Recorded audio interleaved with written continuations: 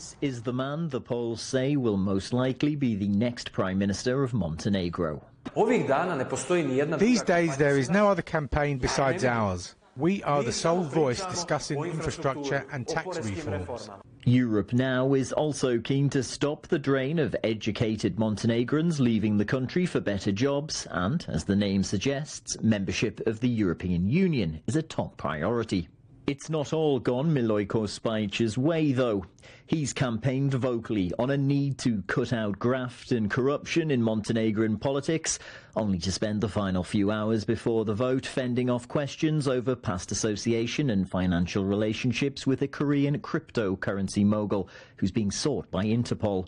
Mr. Spajic has denied any financial impropriety took place.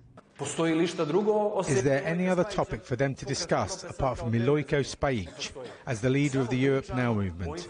For 30 years, Montenegro was governed by the Democratic Party of Socialists, DPS. That came to an end in March when Europe Now's Jakov Miletovic won the presidential race. The DPS candidate for Prime Minister, who's second in the polls going into the vote, says an end to the stagnation from that upheaval is necessary. Victory in upcoming elections is of utmost importance.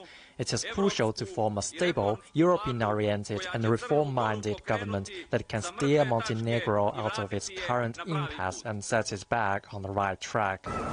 In previous votes, Montenegro has found itself riven between those who identify as Montenegrin and those who identify as Serbian. Not so this time around. The leading parties' platforms have emphasised the importance of ties to Belgrade, but also ties to Brussels.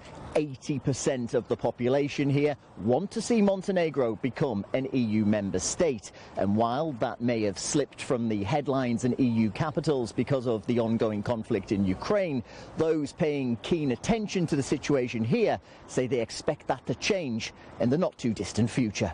I think that the Ukraine crisis have potentially opened the door for European Union, for Montenegro to join the European Union, at least at one point, because essentially now what we are seeing, the messages coming from the European Union about the possible accession of Ukraine and Moldova, brings it to one simple conclusion: it's a political decision more than anything else. I think it's essentially the question of internal affairs within the European Union.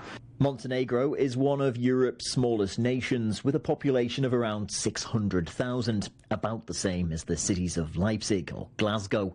Size could prove to be an advantage if a new government is to push through a bid to join the EU. First, the challenge will be for whoever wins on Sunday to form a coalition that can stick together long enough to make a credible bid for membership.